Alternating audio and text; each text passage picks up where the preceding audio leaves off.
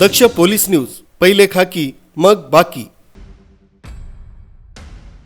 उपनगर पोलीस ठाणे हद्दीतील जिजामाता नगर पेंढारकर कॉलनी इथं जुन्या वादातून मारहाण, चॉपरनं जीवे मारण्याचा प्रयत्न आणि 2 स्कूल व्हॅनची तोडफोड केल्याची घटना मंगळवारी रात्री 11:30च्या सुमारास घडली।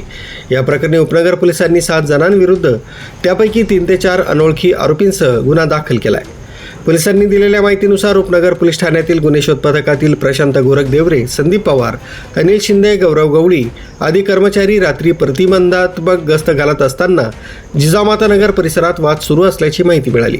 त्यानंतर पथकानं घटनास्थळी धाव घेतली असता राजेंद्र ताजने उर्फ कन्नू ताजने यांचा मुलगा मधुकर पाटील, सचिन शिंगारे तसंच 3 ते 4 अनोळखी इसम हे सचिन गाडेकर यांना शिवीगाळ तसंच मारहाण करत असल्याचं निदर्शनास आलंय।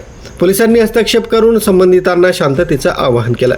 मात्र आरोपींकडून सचिन गाडेकर तसंच त्यांच्या कुटुंबियांना प्लास्टिकचे दांडे, लाकडी दांडे आणि काठ्यांनी मारहाण करण्यात आल्याचं पोलिसांनी नमूद केलंय। यावेळी पोलिसांनी काही आरोपींना ताब्यात घेतलंय।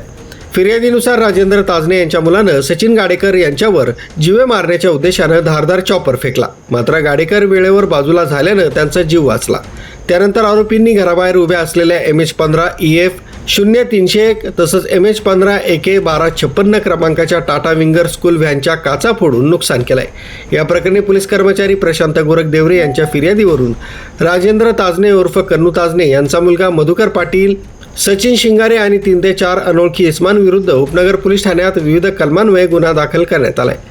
या घटनेचा पुढील तपास वरिष्ठ पोलीस निरीक्षक जितेंद्र सपकाळे यांच्या मार्गदर्शनाखाली उपनगर पोलीस करीत आहेत। न्यूज ब्युरो, दक्ष पोलीस न्यूज, नाशिक रोड।